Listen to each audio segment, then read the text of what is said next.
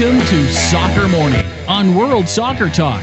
Here's your host, Jason Davis. Here we go, Soccer Morning on a Friday. Welcome in WorldSoccerTalk.com and the YouTubes. Hi, YouTube. It's good to be back. How are you? How's your soccer? How's your football? How is everything heading into a big weekend as the club game returns across the globe? Plus MLS Cup playoffs. Plus, what else? Corruption in FIFA, always. Always corruption in FIFA.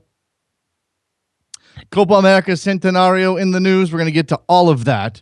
Tom Marshall, Mexico World Cup on Twitter. He will join us momentarily, just a couple of minutes. Talk about some Mexican things. Did you know that the Liga MX playoffs are just around the corner? Did you know that there is one match day left in the Apertura of the 2015-2016 Liga MX season? Did you know this? I don't know if you knew this, but this is true. We're going to take a look at the standings. We'll look at who's going to make the playoffs, who's going to miss out.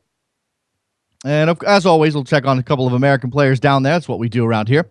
All right, let's start with the news. Let's start with El Clasico. That is coming up tomorrow. You are ready for El Clasico or you are not ready. There is no in between. Lionel Messi, he may be actually in between. Question of whether or not he will play. Unlikely to start, I would imagine, from Luis Enrique, erring on the side of caution.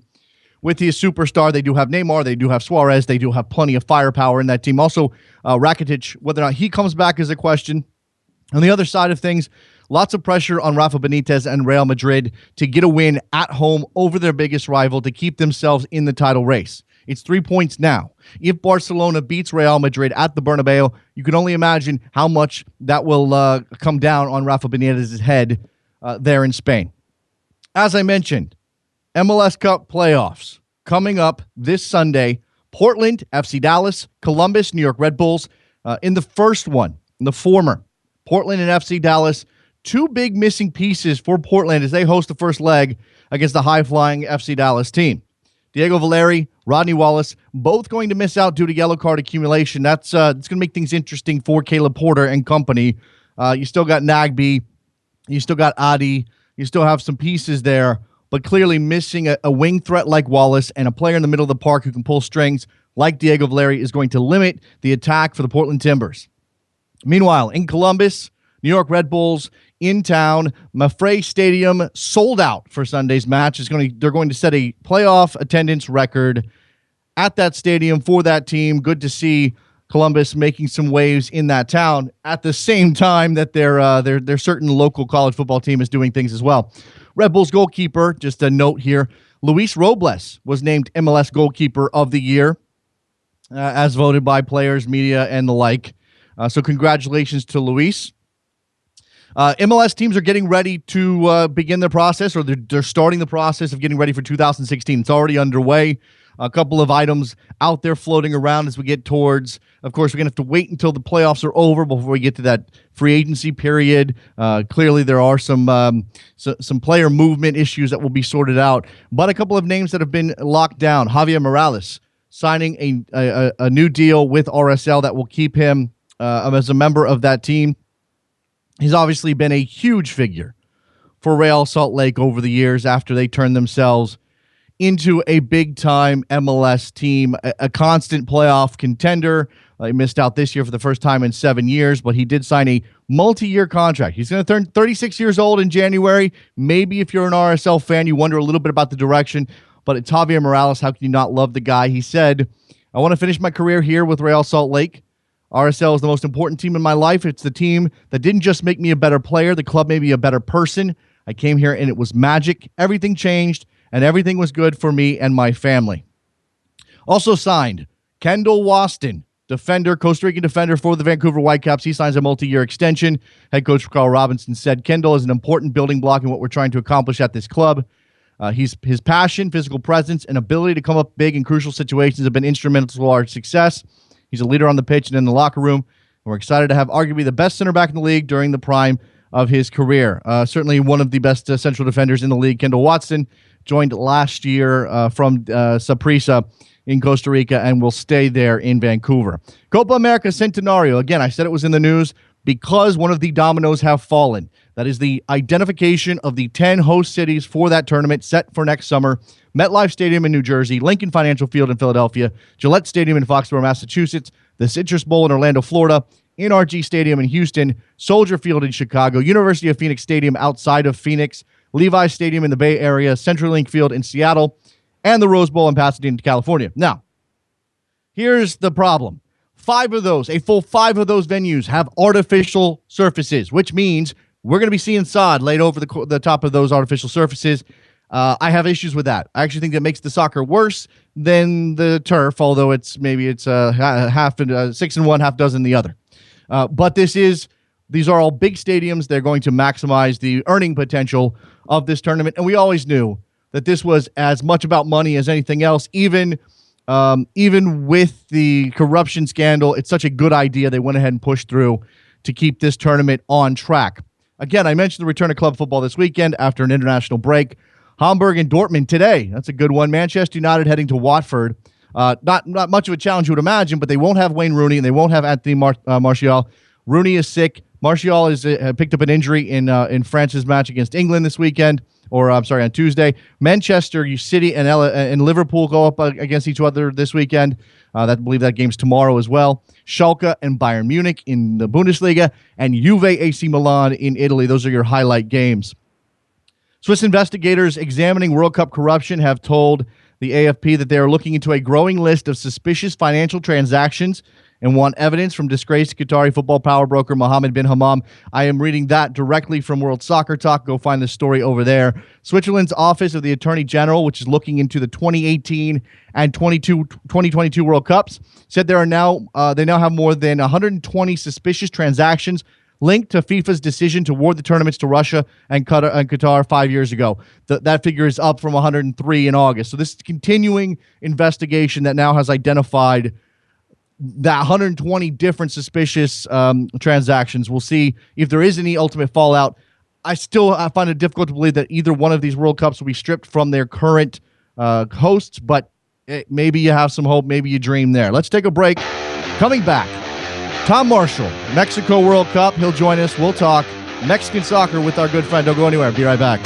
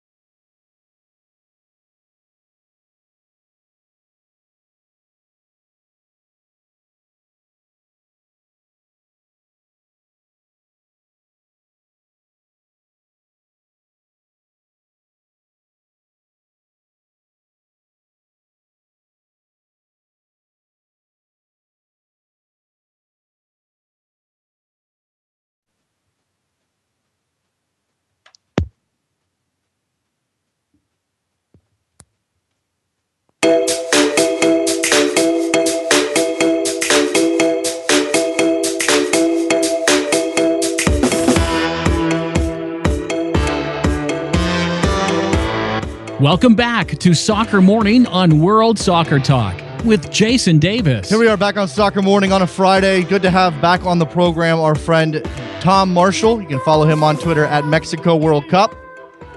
He writes on Mexican soccer, football for numerous outlets, including ESPN FC. Hi, Tom.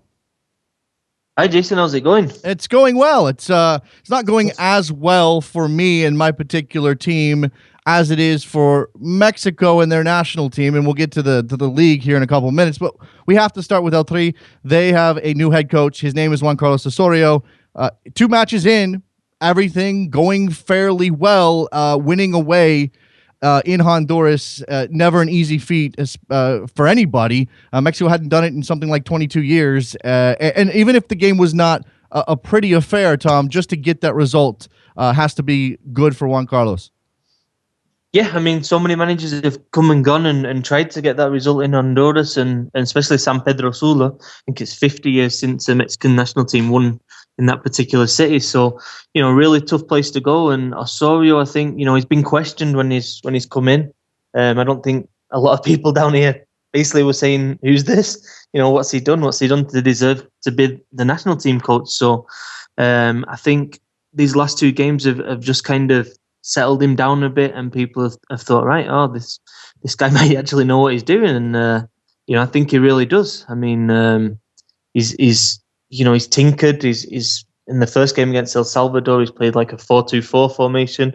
In the second game, he's played like a 5-2-3 in Honduras. So he's really tinkering, but I personally think it's great. I think it's exactly what Mexican football needs. That's certainly not run-of-the-mill tinkering. That's our friend Andrea Canales, I saw her on Twitter sort of identifying, and I don't know that I remember this from his time in MLS, but she sort of identified him as, in the Bielsa mold, sort of in his approach to the game. Maybe not as loco as El Loco, but perhaps in the same sort of notion about, especially with the attacking talent that Mexico has, utilizing to its full extent. Yeah, no, he's definitely made an impression. I think that against El Salvador, especially in the first game, it's like perhaps a coach like Chepo de la Torre would have played like a defensive midfielder, and Osorio basically played a 4-2-4 with Hector Herrera and Andres Guardado in the centre. So it was definitely an attacking approach. I think he's got a pragmatic streak as well. I mean, playing 5 at the back against Honduras, I think they really frustrated the Honduras side. And I think that obviously going down there, and I was down there, and you speak to Honduras fans and are so desperate to beat Mexico. It's like a source of kind of national pride that Mexico don't go to Honduras and get a victory. So it is a really tough place to go, and I think tactically Osorio got it absolutely spot on. His first substitution was Tecatito Corona. 5 minutes later, he scores a goal. Yeah. Second substitution, a few minutes later, Jürgen Damm comes on. A couple of minutes later, steals the ball, goal. I mean, everything that Osorio did in that game against Honduras seemed to just turn to gold. Yeah, like I said, it wasn't pretty. I watched, I saw both Tecatito and Damm's goals, so I didn't manage to stick it out that long, but the rest of it was pretty atrocious, Tom. But yeah, when you go to San Pedro Sula, maybe you don't expect to play any real fun soccer, and I guess what we look at here is whether or not Juan Carlos Osorio can sort of recapture that Miguel Herrera spirit from the beginning of his tenure, because this team fed so much on the energy of Miguel Herrera. I don't know that Juan Carlos is exactly the same kind of guy, but he certainly has the same sort of enthusiasm about the game. Well, I think that in many ways, Miguel Herrera and Osorio are complete opposites. I mean, you listen to the press conferences and the detail that Osorio goes into kind of tactically, and he's a serious guy. And, Herrera wasn't necessarily like that when talking about the game. I mean, it was, like I think I said, it was like a town hall debate when Miguel Herrera was giving a press conference, whereas Osorio's is like being in a lecture hall. It's very different atmosphere. But I think that aside from who's the coach right now, I think the group of players that Mexico has is very united. I think there's a really strong group, central group there within the squad that I think is, regardless of who's coach now, is going to continue that kind of positive team spirit that that we've seen really, in the Gold Cup and obviously the CONCACAF Cup against the United States, and now in these two World Cup qualifying games. But yeah, it's going to be the fascinating thing with Osorio is that, all right, he's made these changes now. The first two games, it's very early days. Everybody's, slapping him on the back and everything's all rosy. Yeah. The big thing's going to be when he tinkers, when he leaves out Chicharito, when he leaves out, other big names and doesn't get the result. Yeah. Because just, from being in that game in Mexico City, from being down in Honduras, and you hear the press talking, and you hear the big Mexican names, and I'm still not convinced that these guys are going to give him any kind of slack at all. I mean, I don't know. I don't think they're big fans of him, to be honest, and I think that they might jump on him at first opportunity. He doesn't have the same sort of profile as a Bielsa or some of the other candidates for that job before he ended up getting it. So that you imagine he does have a sort of leash with them than somebody like that. And he does. You mentioned the tinkering and maybe when he tinkers wrong, because one thing I do recall about Juan Carlos Osorio is he does have a streak of overthinking things. That hasn't been an issue in the first two matches, but at some point it may come up for Mexico. All things considered, though, Tom, I mean, you give him flying colors through the two matches that they've played in qualifying so far, and he'll have some time to work things, to continue to work things behind the scenes and scout players and get his system more concretely in place, I imagine, before March comes and we play again. Yeah, I think he's on the right track. I think that I think he's brilliant. I mean, I'm not saying he is the right coach for Mexico, but I think he's got the profile and the mental attributes in terms of thinking about the game. I think there's very few Mexican coaches, and I mean, this is quite a fierce criticism, who have gone out the kind of bubble, the comfort zone, and gone over to different countries and learnt how they do things there, and kind of learnt the best practices that is going on in the game. And Juan Carlos Osorio is somebody who's set the bar, his personal bar, high. And it's going to be fascinating to see that how that relates back to Mexico, and whether he's actually given time to implement changes and really settle in. All right, let's turn now away from El Tri, who again are doing fine, 6 points in qualifying so far. Round 4, the fourth round is not exactly the most challenging of the bunch. We'll see what happens come the hexagonal, but we also have the league. And as I mentioned at the top, or before we came on the air, actually, the Apertura is down to its final week. We've got some jockeying for playoff position. We know some of these teams, I imagine, and we'll get the playoffs underway in due time. From your perspective right now, where are the intriguing matchups? Where are the intriguing storylines with this last weekend of matches for the Apertura? Well, I think Morelia against Veracruz, it's not maybe the most, the one that attracts most attention, but it looks like the winner of that is going to be through to the playoffs. So, definitely it's going to be an intense game. It's basically a one game to get into the postseason. Monterrey away at Toluca on Sunday. Monterrey are likely to need a victory to get in, and obviously Monterrey have got a new 50,000 plus stadium, so there's quite a lot of pressure on them, and they've got an absolute top quality squad, arguably one of the top 3 in the league. So yeah, there's definitely pressure there. Over in Mexico City, it's the big derby between America and Pumas. Mm-hmm. A lot of pride at stake. University club Pumas against the big giants of the Mexican game, America. So yeah, that's definitely one to watch. They're both through already to the playoffs, so that's something to bear in mind. But yeah, there's basically a couple of playoff places at stake, and it goes down from Chiapas, Puebla, Veracruz, Monterrey, and Morelia are all going for those last 3 places. Okay, yeah, everybody from 6th place down. Did you mention? You said Leon, or you did not mention Leon? No, Leon are already in. Okay, so everybody 1 through 5 are right now are in. That doesn't mean that's where they'll end up in terms of their seeding when the playoffs start. So overall, I mean, this particular Apertura, and we've had some distractions, and we've had some other things pop up that maybe have taken away from the club game a little bit. It always happens, especially with World Cup qualifying getting underway. But in general terms, how has this Apertura been in terms of the quality of the soccer? And big picture, the advancement of some of these clubs who are, again, trying to find success. We always talk about Guadalajara, of course, but beyond them. Yeah, I think that it's been a bit of a mixed bag. I think one of the major stories has been kind of Pumas, obviously one of Mexico's big four clubs.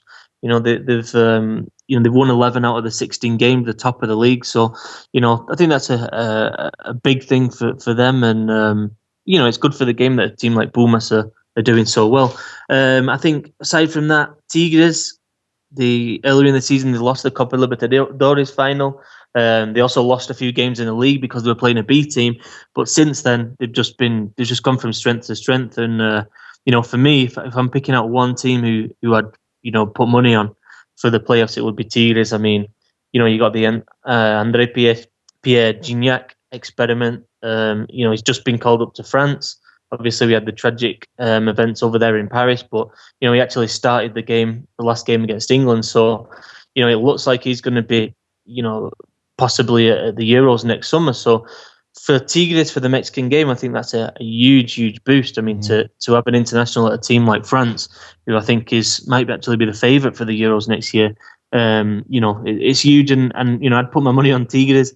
America there as well. I think Tigres and then America I'd go for in terms of the favourites. But yeah, I mean it's the playoff. Anything can happen. Those are the money clubs, right? I mean, these are the clubs spending the most cash right now in terms of their payroll, Tom. Yeah, no doubt. I mean, and the other team is Monterrey. And I think if Monterrey sneaks in there, we've seen Edwin Cardona. We've seen him recently play for Colombia. I mean, a top talent. Be interesting to see how long Monterrey can keep hold of him. But if Monterrey sneak in, they'd definitely be my dark horse. I mean, I think player for player, they're such a top team right now. All right, let's look. I mean, again, the nature of the format in Mexico, it punishes teams who start poorly. It's obviously sort of a sprint to the playoffs over an Apertura or a Clausura.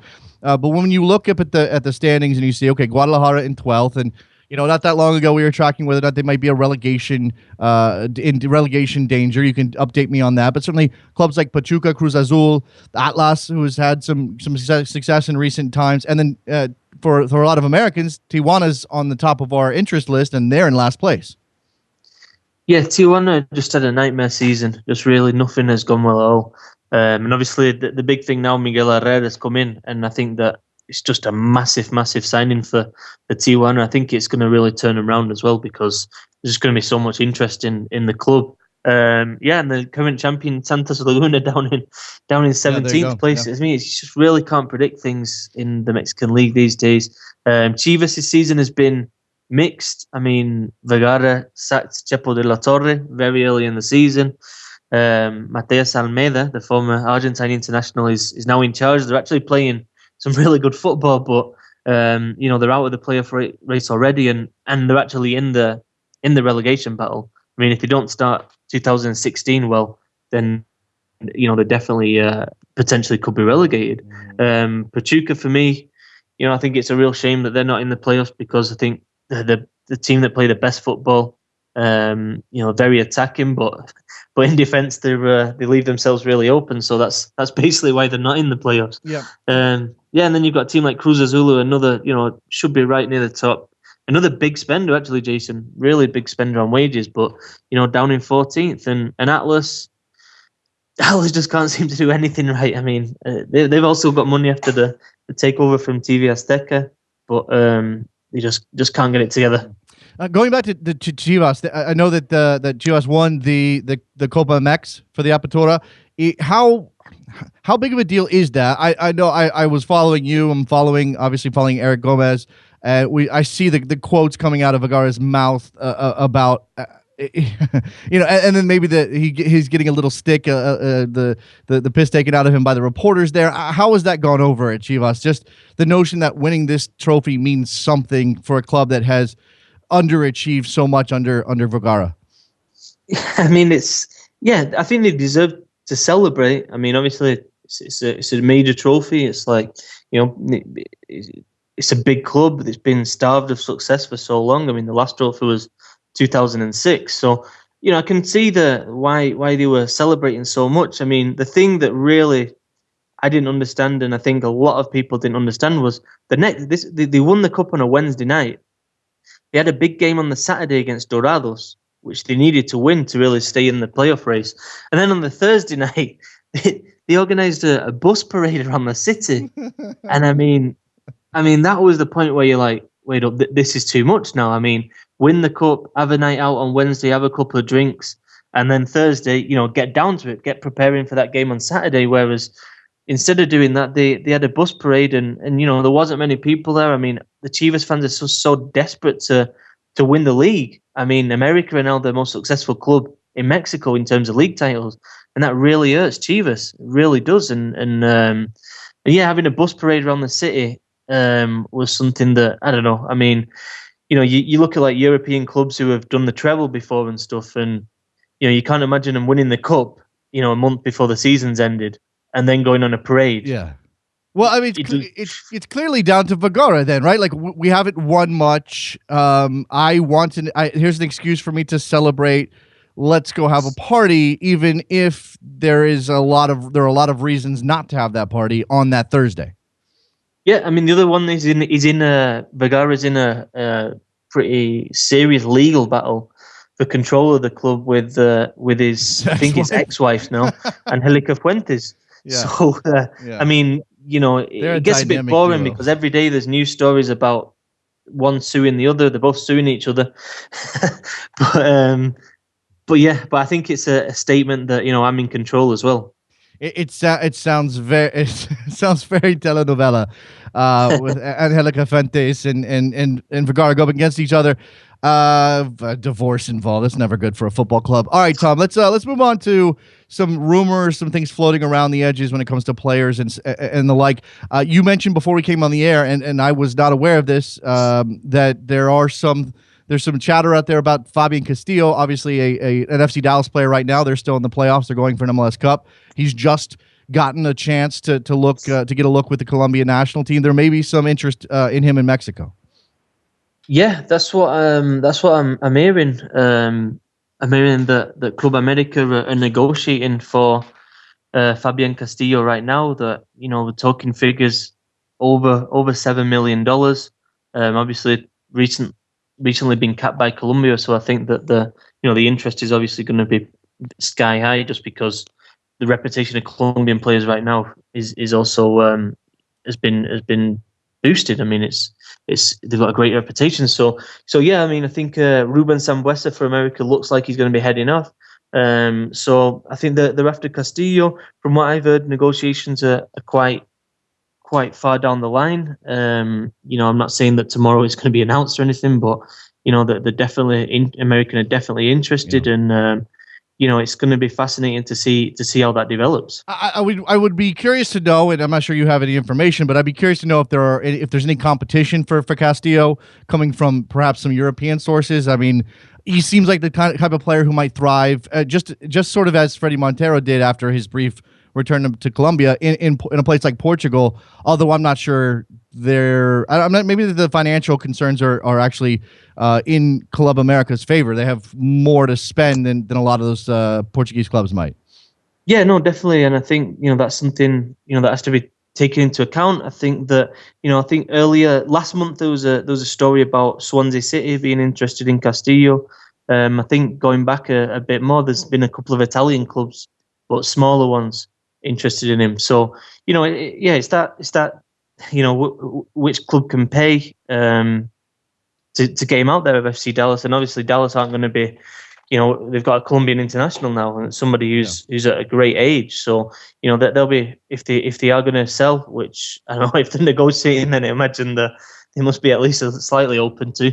Then they'll be wanting a lot of money for him. But, I'd be if I was an FC Dallas fan, again, with him in the playoffs, and there's some thought that maybe they've arrived a year early at this point in where they are under Oscar Breja, and he's done a fantastic job. But their program, their structure, their emphasis on homegrown talent maybe is delivering even earlier than people thought. But if they end up selling Castillo, because that would be good business. I mean, there's no arguing that, Tom. You don't hold on to a guy who's worth $7, maybe $8 million just because you have a thought about winning a title. If you're an MLS team who is then going to turn that money back into investment in your young players. So if I was an FC Dallas fan, this would perk up my ears a lot if these things are ongoing while they're trying to march their way to a championship.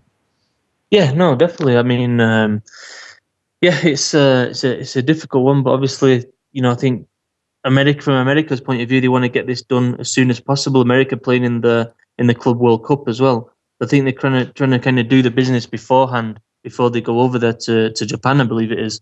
So yeah, I don't know though. I mean, I think the FC Dallas this season, from speaking to people down here and obviously the journalists who kind of following both leagues, I think that they're a team that really has caught people's eye in terms of the way they play, in terms of the way that they've got young Latino talent playing as well. Yeah. I mean, the obvious example is Jesse Gonzalez there, but there's quite a few players there, and I think Castillo's one of them as well. So I mean, I think from a Dallas and MLS point of view, I think they're the type of team that you really want to see develop and stay together. And I think, I don't think it's good. I think it's obviously a kind of black hole for MLS when they lose players like Castillo, and they're not going to huge European clubs. Yeah. And the other one I think for me was Penedo at Galaxy. I mean, I think it's something that I mean, I don't follow MLS as much as you, Jason, but I think they need to keep these players. Yeah,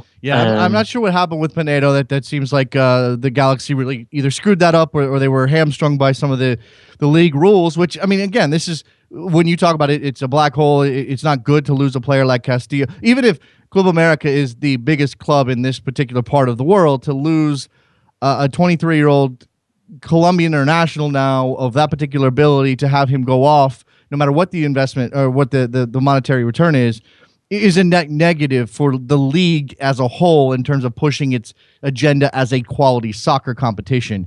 Penedo's a little bit of a different story. I just, while we're talking about FC Dallas, I just feel like it's necessary to mention Victor Ulloa, who has been fantastic for them as well and has Mexican roots. Since we're talking rumors, that's an potentially outgoing rumor for a player going to Mexico. There's rumors of a potentially another Mexican international arriving in MLS or considering MLS. And look, obviously it's one thing for Giovanni Dos Santos, who was left out of the most recent Mexico squad and seems to be on the fringes anyway, even before he arrived. It's a different thing for him to come and play for the Galaxy than it is for, say, Chicharito to consider a contract. Where does Marco Fabian, who's been linked to the MLS, fall in that spectrum? Yeah, I think Fabian is. I think he's on the outside at the minute, very definitely, of the Mexico squad. I mean, in terms of talent, I don't think there are many Mexican players that are better. I mean, I watch him pretty much every week here at Chivas, and he's highly talented. I mean, the ease that he can get past players is ridiculous. The balance that he has on the ball is something that should be in Europe right now. I mean, there's absolutely no doubt about it. But yeah, I mean, I think we've seen Fox Deportes put out a story saying that there is definite interest. That I think that the fee, that there's a buyout clause for clubs outside of Mexico, and I believe, I'm not 100% sure, I think it was $5 million. So obviously that's a fee that an MLS club could pay. I mean, it's not beyond the realms of possibility. Fabian, I think he's desperate. I think he wants to get out of Chivas because he's been there all his life, and he's, I think he's been so desperate to go to Europe throughout his career. But I think a change of scenery would do him well, and I think it's something that isn't necessarily going to happen tomorrow. I think Fabian is going to have a long, hard think about it. But it does seem like there are possibilities there with MLS, and that I think the player is going to consider it, and I think he'll have a decision to make eventually. But he had an offering from Qatar, I think a year or maybe 2 years ago, and he was on the point of signing. I mean, a massive money deal. He ended up staying. He ended up having his head turned. Chivas persuaded him to stay. But this is a player who has considered, moves away from Mexico before. I don't know. I mean, that particular move to the Middle East at that age. I mean, I know it's a lot of money, and it makes you wonder. I don't like judging players. They have different reasons for making their decisions, where they go and what they decide to play for. A lot of them, it's for a player like Marco Fabiani, it might be about supporting his family, and I can't judge that. But you certainly want a player of his age to want to be more adventurous. I mean, we say it all the time about MLS players and American players and whether or not they're going to go overseas. For Fabian, if that talent isn't being utilized to its full extent, and he doesn't end up in a European locale doing his thing, that on some level, Tom, that's a bit of a tragedy. Yeah, I think two things. I think firstly, he wasn't lucky, and I think Chivas were asking for so much money after the Olympics because he was one of the Olympic gold medal winners, and he on his stock right then was really, really high. But Chivas were asking for so much money for him that I think that stopped the move. And I think Fabian, to be fair to him, really, really wanted to go, but it didn't happen because of the club. And since then, I think he's been very consistent. I mean, you go on YouTube and you look at his goals, and you're like, this guy must be up there with the best in the world, but he fails to do it consistently week in, week out, and that's been something that's really hampered his career. The other thing is that I think is fascinating with this deal is that obviously Fabian's going to get paid a lot of money if he goes to MLS because we think the deal would be designated player status. So have to be. But I think what it does tell you, and I mean, it seems like Fabian's considering it. I think what it does is like. What it does tell you, that I think is fascinating between the MLS and Liga MX kind of dynamic, is that if a player like Fabian is considering MLS at this stage of his career, I think it speaks very highly of MLS and the ability to attract Mexican players. Because from my point of view, speaking to players, I think that as soon as MLS can get near the Liga MX's wages, I think we're going to get more and more Mexican players going over there. Yeah. I mean, I really do. I think there are a lot of advantages here that are obvious. And why wouldn't you? I mean, and there's already a built-in there's a built-in comfort level with some of the fans that'll be here and will be attracted. I mean, obviously Giovanni Dos Santos moves to LA in part because there's a large Mexican community he can feel comfortable in. Tommy doesn't have to be sort of floating out there in a new culture, whereas he might have had to have done that if he took an opportunity to say, try somewhere in Central Europe or something. I mean, I'm not saying that was a possibility, but that's one of those paths that these players can take, certainly for Marco Fabian as well. Before I let you go, and I'm running out of time, I want to ask you about Cubo Torres because rumors out of Houston or Cubo is on the trading block, which is a fascinating turn of events for a player who was highly prized after his Chivas USA exploits. Obviously had the issues back home in Mexico legally. He does not seem to be an Owen Coyle player, which I'm not sure is a surprise to anybody, but there was a significant fee attached to getting him out of Chivas and back into MLS. What does this mean for a young player who still has a lot of growth?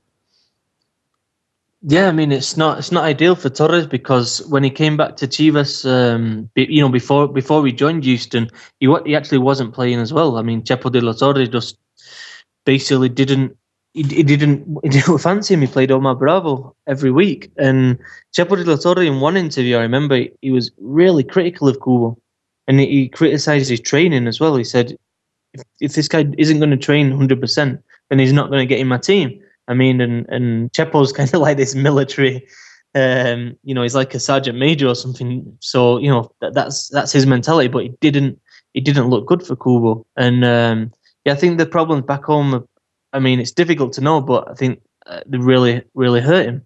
I think they hurt him because he didn't go up there to Houston kind of in rhythm. He hadn't been playing. Then he had all these problems and, he wasn't playing. So he got there, and then all of a sudden he's trying to adapt to a new team, a new style. Like you said, maybe Owen Coyle's style didn't suit him either. Turning that on its head. So I don't know. It's an interesting one for Cubo. He needs to do something because at the end of the day, Mexico don't have many strikers that are kind of under the age of 24 that are playing regularly and scoring goals. So the path to the national team is still open to Torres. Should he get regular minutes and start banging in some goals? Yeah, well, let's hope that it turns around, and regardless of where he ends up, whether he stays in Houston again, I just think that's a bad fit with Owen Coyle or moves on with MLS. He's got I don't think that his salary is overly large, Tom. It was basically about that transfer fee, and again, I don't know how that burden is shifted because MLS does things so strangely. Tom Marshall, Mexico World Cup on Twitter. You're probably already following him. If you're not, I don't know what your problem is. Go do it right now. We got, like I said, we have the last weekend of the Apertura down in Liga MX with the playoffs coming around the corner. And as always, on topics of L3, Tom is your go-to guy, along with a couple of other notable Soccer Morning guests. Tom, thank you very much for the time. I appreciate it. Thanks, Jason. Thanks a lot for having me. There goes Tom Marshall. Good stuff from him. Let's take a break. We'll come back. It's Friday. Phone lines will be open for you. Give me a call. YouTube's back. I'm feeling good. It's Friday. We're all going to go get our drink on later. Let's talk some soccer before that happens. It's Soccer Morning, WorldSoccerTalk.com.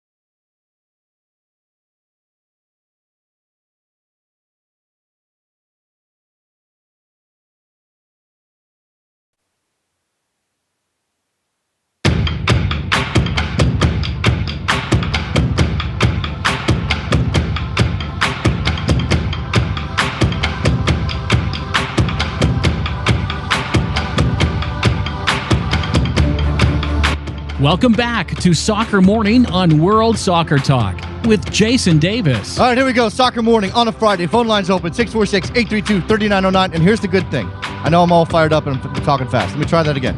646-832-3909. You get to talk to Trevor today. Yay! Trevor's back on screening duty. The video's up. The call screening software is working again. The machine is just humming along, and just in time, too. Just in time to talk MLS Cup playoffs, talk NASL expansion, perhaps. Clayton in Oklahoma, you're on the air. Hey, Jason. Just calling to talk about Raya OKC from the perspective of someone actually from OKC. All right, good. I'm glad. I always want to get the local perspective. I know sometimes I throw out generalities, and sometimes I question decisions that are made without any understanding of what's happening on the ground. So absolutely want this information, Clayton. And so I will allow you to throw it all out there. But my first question is, because this is the one for me, is does this make any sense? I mean, not really. Seeing soccer grow in Oklahoma City over the past few years with Energy FC has been pretty amazing. And that being said, Oklahoma City is not big enough of a city to feed and support two soccer teams. Energy FC is growing rapidly, just as Oklahoma City is as a city. But we barely. I mean, we support in the NBA, we support the Thunder well, but it's hard to even support them at times. And just adding more and more sports is just going to have, we're not big enough economically to support a whole bunch of different sports yet, and supporting two conflicting soccer teams in different leagues, it's probably going to be too much. And personally, I just see one of the teams is going to end up folding, and I would more than likely say that that's the team coming in that doesn't already have an established fan base. Yeah, look, so much to me, and it's a double whammy. It's not only about Oklahoma already having a team in the Energy, and whether or not that's a level that Oklahoma soccer fans on the whole are noticing or not, I don't know, but they seem to have a good head start and to have been relatively strong out of the gates. Not only is there that to compete with, which you question from an NASL perspective, but then to hinge everything on Rayo Vallecano, like really, like this particular club, and we had David Cartledge on the show yesterday talking about this. For the fans of Rayo Vallecano, this makes that are in Spain, this makes no sense, because not only are you investing in something thousands of miles away in a town that probably none of them have heard of, no offense to Oklahoma City, but you're also spending money on a project when you have issues at home. I mean, the announcement came out about Rayo OKC, and I had somebody on Twitter tell me that their academy coaches haven't been paid in 3 months. How does that jive with investing in NASL? I mean, it doesn't. And I mean, the point of it being Rayo Vallecano is a perfect example. People here have absolutely no idea how to pronounce that. I know that maybe that's not a very good example, but Jared and I had some fun with that. People have never heard of them. Clayton, Jared and I had some fun with that on Best Soccer Show, and we weren't trying to be mean about it, but we were like, Rayo Volcano, come on. I remember hearing that, and that's exactly right. I mean, being a pretty big soccer fan, I had obviously heard of the club before, although as far as I know, their most notable thing that people know of them for right now is Michu, who's not even doing anything anymore. Yeah, I mean, look, they have a history of developing some players, but that you have to be wonky. You have to be into soccer a lot to know this club, and so that means that there's not really any name recognition coming to the table with this team in Oklahoma City. They're going to have to start from absolute zero. If it was Real Madrid, OKC, it would make no sense. But if it was that, then yeah, sure, we get some bleed over from people who watch Spanish soccer. Or if it was some other big time European outfit, it's not. It's Rayo Vallecano. It's an also ran in La Liga that is trying to manage not to get relegated. I just don't know, Clayton. I hope it works. Do you identify as an Energy fan? Definitely. Okay. I have multiple shirts I wear all the time. I guess that's not a good example, but I've been to a handful of games, including all of their playoff games this year. I identify myself as not just a soccer fan, but as an Energy fan. That's great. So now the question is, have all of the new soccer fans who are likely to go out and watch live soccer and spend some money on tickets, and I can't imagine it's super expensive to go see Energy games, but are those people all now taken? Have they been claimed? And what is it about Rayo OKC or NASL that will draw people to them, either away from the Energy or draw people who aren't committed to the Energy? And how many of those people are there in Oklahoma City? These are the questions, Clayton. Yeah, and I think that the main thing that would probably draw people from Energy FC to Rayo OKC is more than likely going to be the level of play. If the level of play is significantly better, which I can't really anticipate that it really is made that much better. It may be better, but it may not be that much better. It's not really going to draw people away from an already established fan base here. Yeah. Clayton, I got to run. I got some other people waiting. I appreciate the phone call, man. You got anything else, parting shot before I let you go? No, that's all I have for today. I appreciate it, man. Good supporting soccer in Oklahoma City. Certainly an interesting ground for the soccer wars to be taking place on. Mark Fishkin's on the line, host of Seeing Red, wonderful soccer guy whose team is in the conference finals. I imagine that's part of what he wants to talk about. Hi, Mark. I actually wanted to talk more about Oklahoma City. Did you really? No, actually not. I did want to, in fact, talk about the Eastern Conference Finals. Okay. Very, very excited about. I think we're going to see a lot more positive soccer than we did in the semifinal series with DC. I would imagine DC is a pretty dour team. Both of these teams want to go at each other. It's very.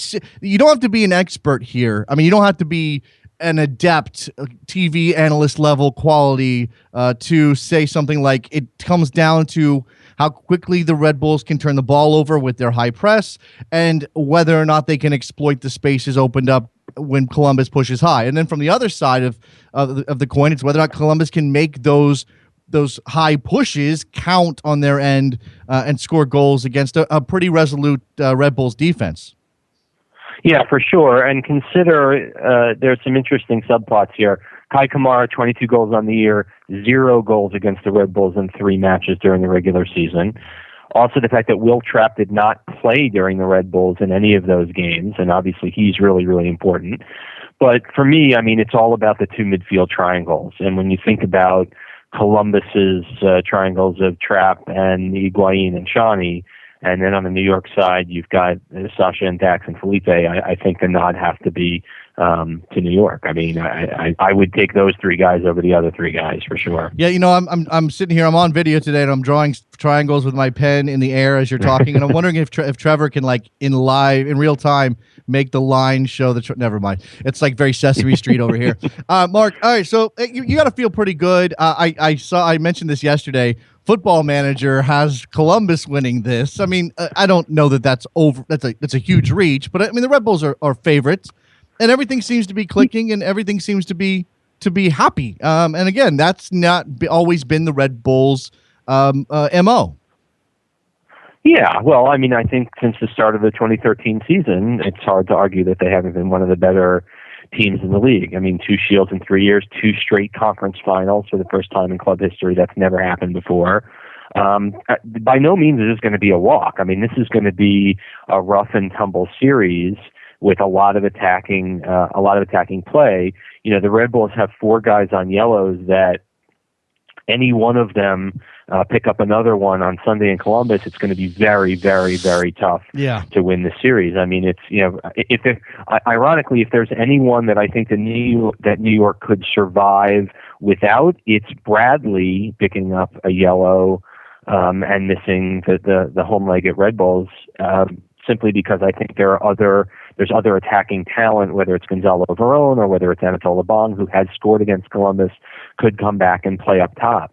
If Kljestan picks up a yellow, it's going to be very, very difficult for New York to win the series. The 4 are Miazga, Zubar, Wright Phillips, and Kljestan. And yeah, I mean, that's right. Outside of, and Wright Phillips is obviously a great goal scorer, but there's enough other options. Lloyd Sam, and certainly, as you mentioned, whether it's Verón or a Bong, there are guys who can step in and maybe find that goal. When if you lose Kljestan out of that midfield triangle you just talked about, if you lose Zubar, who has stepped in for Paranel, and Paranel's gone, he can't come back this year, and Miazga, obviously, both central defenders.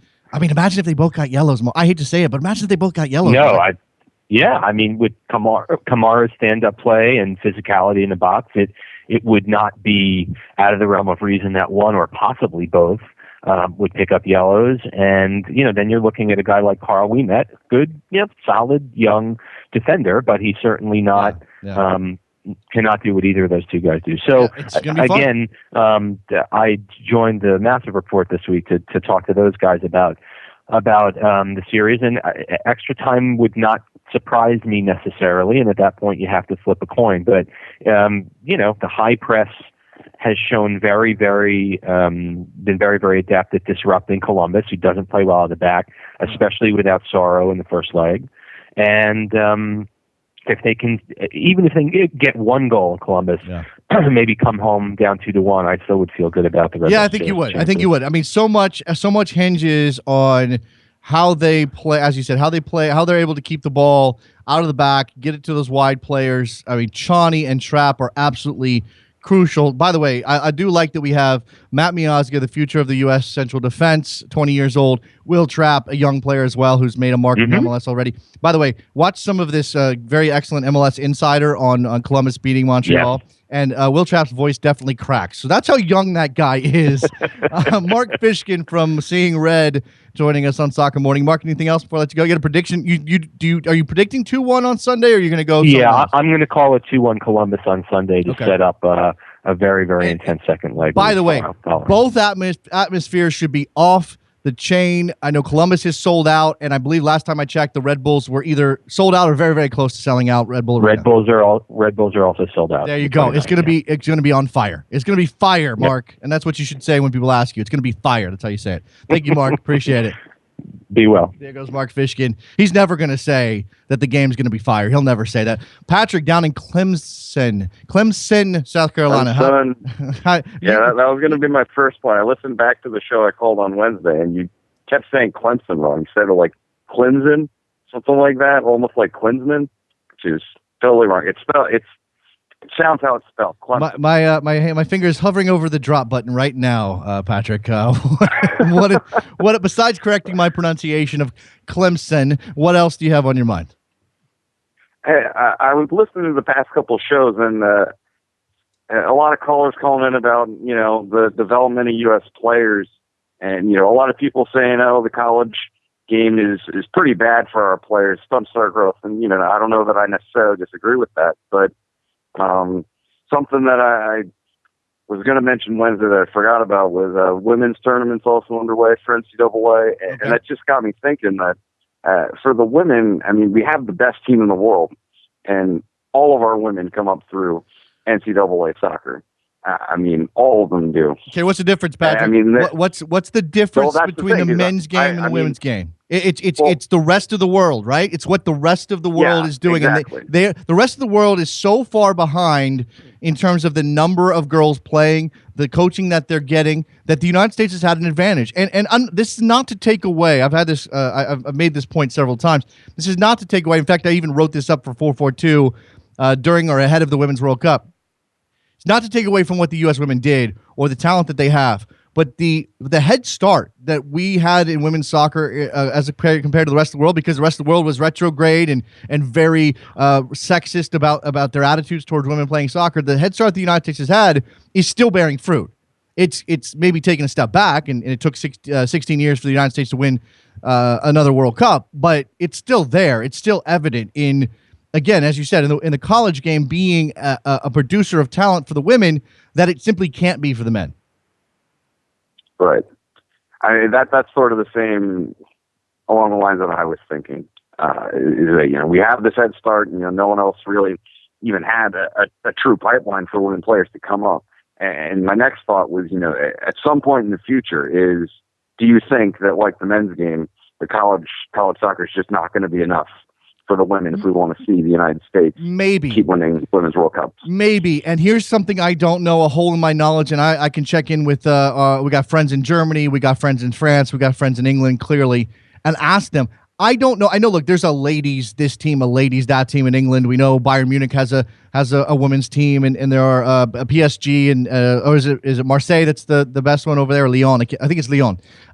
They obviously are invested in women's soccer, but I wonder if they are invested in developing women's soccer players, because these are two very different things. You can, go and find players and sign them up and put the team together and play some games and get some fans and do good things for women's soccer. But are you spending money on young players, on 13-year-old girls coming through a system? Because why do men's clubs do that?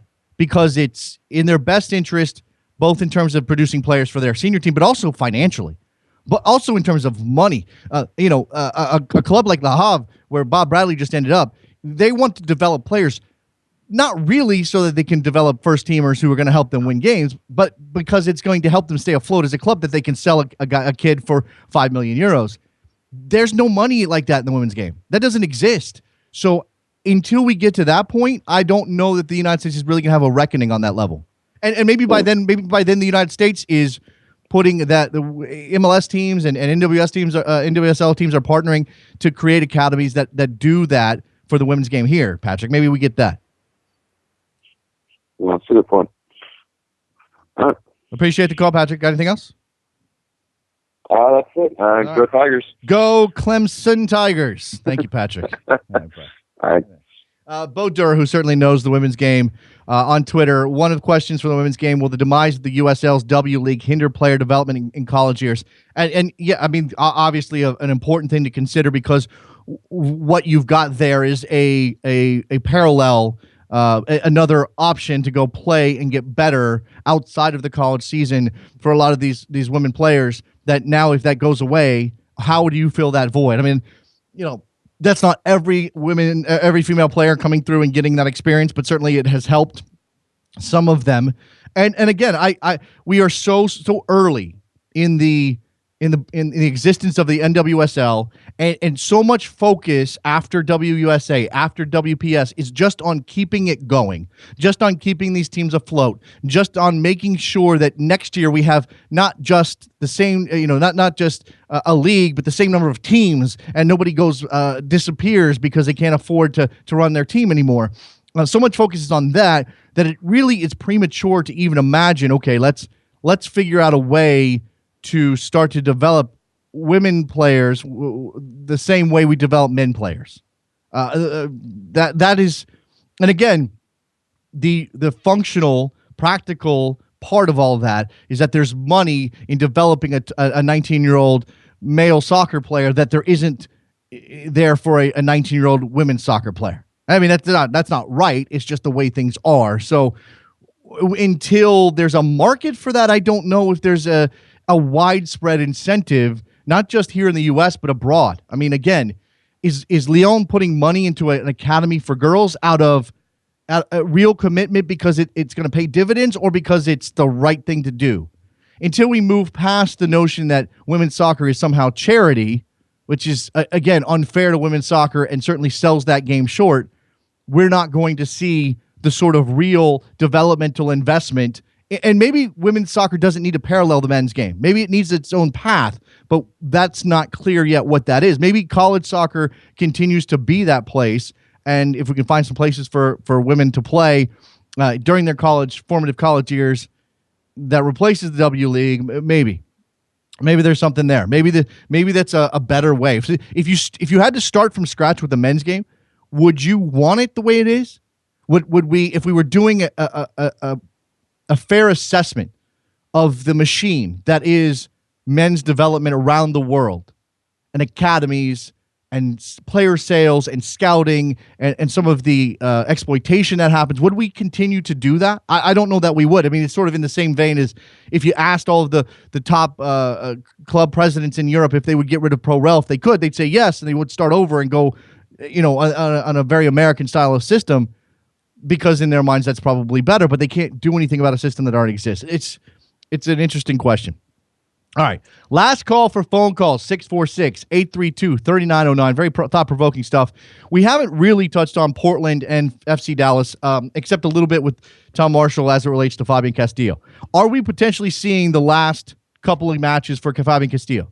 If Portland wins this series, these might be the last two games that Fabian Castillo plays in an FC Dallas shirt in MLS, should this deal to Club America come to pass. He's an incredibly talented player. He's 23 years old. It started to click for him in 2015 in a way that I don't think it has before. Obviously, getting recognized by the Colombia national team and having an opportunity to get capped there is a big deal. Does that mean he's got a direct influence on that team for the next 10 years? No, not necessarily. But he's clearly a guy that's caught the eye of some people. And for him, consider his options. If there's a European option, maybe he considers that. But if Club America comes in with more money, and there is still attention on him for Colombia from Jose Peckerman or whoever's in charge, then he may decide that Mexico is the place for him to go. And if you're FC Dallas, how do you turn down $7 million for Fabian Castillo? What you do, and what you're then trying to do, is go back and use that money to buy another player, find another player who you can then turn into the next Fabian Castillo. And maybe that's coming. If MLS can get to that point where we have a couple of clubs who are good at that thing, which is identifying young foreign talent who maybe is very raw, bringing them here either out of Colombia or out of Ecuador, Peru, Venezuela even, then that will be a big step forward for MLS. MLS is going to be a very strange hybrid of buying and selling for the foreseeable future. And it's probably going to be more sell in terms of its top level young talent. The young talent will go out. the slightly older talent will come in. And I don't just mean DPs that are Pirlo's age. I mean like a Marco Fabian. That's going to be where MLS is going to find its bread and butter in terms of buying players. All right, there's no more phone calls.